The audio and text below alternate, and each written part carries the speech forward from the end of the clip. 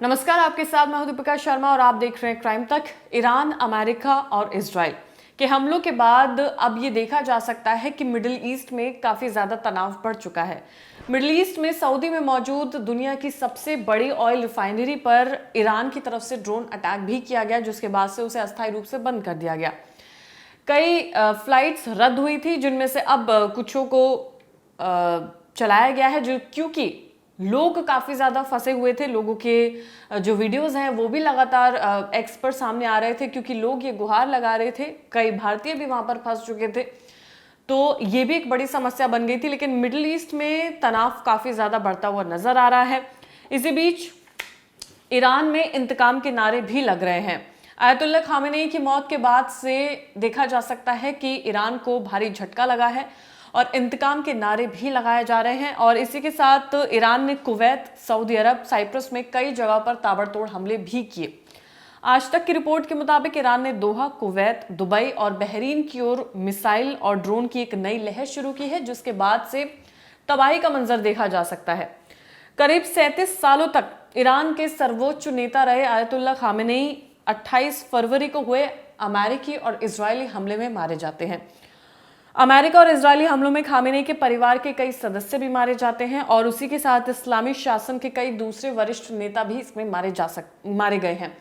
लेकिन Ayatollah Ali Khamenei की मौत के बाद से ईरान में इंतकाम के नारे लग रहे हैं। वो तनाव बढ़ता हुआ नजर आ रहा है और मिडिल ईस्ट में उसका असर भी देखा जा सकता है।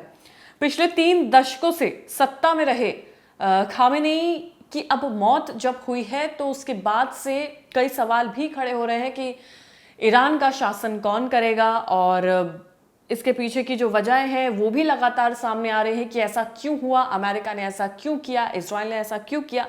लगातार सवाल जवाब हो रहे हैं। पिछले 3 दशकों से सत्ता में रहे खामेनेई की मौत की जानकारी पहले अमेरिकी राष्ट्रपति डोनाल्ड ट्रंप ने दी, बाद में ईरान के सरकारी टीवी ने इसकी पुष्टि कर दी। खामेनेई दुनिया के सबसे लंबे समय तक शासन करने वाले नेताओं में से एक थे, लेकिन जब ईरानी टीवी पर यह बताया गया कि उनकी मौत हो गई है, तो ईरान में मातम पसर गया। 1979 की इस्लामी क्रांति के बाद ईरान में अब तक सिर्फ 2 सर्वोच्च नेता रहे हैं, सुप्रीम लीडर रहे हैं।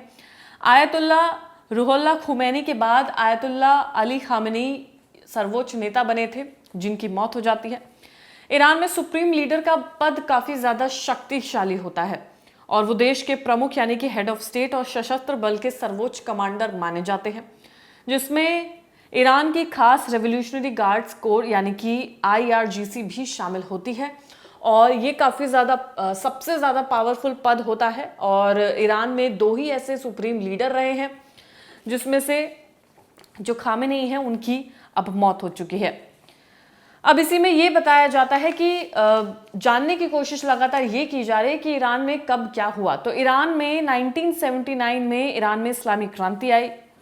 1988 में ईरान इराक युद्ध हुआ। 89 में ईरान के सर्वोच्च नेता और इस्लामी गणराज्य के संस्थापक आयतुल्लाह खुमैनी का निधन हुआ और उनकी जगह आयतुल्लाह अली खामेनेई ने ली थी, यानी कि 2 सुप्रीम लीडर ही रहे थे। 2004 में अमेरिका ने ईरान के परमाणु कार्यक्रम को दुनिया के लिए खतरा बताया था। इसके बाद उस पर कई तरह के अंतर्राष्ट्रीय पाबंदियां लगाई गई। हालांकि ईरान बार बार ये कहता रहा कि उसका परमाणु कार्यक्रम शांतिपूर्ण है। 2025 में इजराइल ने 13 जून को ईरान में परमाणु और सैन्य स्थलों को निशाना बनाते हुए हमले शुरू किए। जवाब में ईरान ने इजराइल पर हमले किए। ये संघर्ष 12 दिनों तक जारी रहा। इस दौरान अमेरिका ने ईरान के 3 परमाणु ठिकानों फोर्दो, नतांज और इस्फहान पर हमले किए। ये लगातार रिपोर्ट्स हैं जिनमें जो अपडेट सामने आए वो हम आपको बता रहे हैं। 2026 में इजराइल और अमेरिका ने 28 फरवरी को ईरान पर हमला किया, जिसमें आयतुल्लाह खामेनेई की मौत हो जाती है। और उसके बाद ईरान में जो उसका असर है वो देखा जा सकता है कि लोग रोते हुए सड़कों पर नजर आए, लोगों की आंखों में आक्रोश था, लोग इंतकाम के नारे लगा रहे थे। अब ईरान के पास क्या विकल्प है?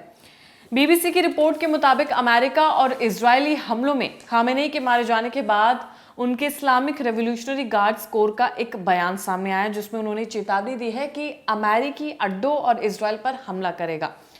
इस पर ट्रंप ने जवाब देते हुए कहा कि अगर ऐसा हुआ तो अमेरिका पलटवार करेगा।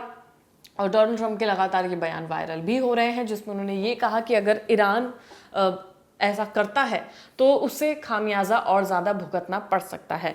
अब ईरान, इजराइल और अमेरिका के बीच ये छिड़ी जंग में लगातार कई अपडेट सामने आ रहे हैं, लेकिन सबसे बड़ा जो अपडेट है वो यही है कि जो फ्लाइट्स कुछ रद्द हो गई थी, जो लोग वहाँ पर फंस चुके थे, उनके लिए लगातार सरकार प्रयास कर रही है।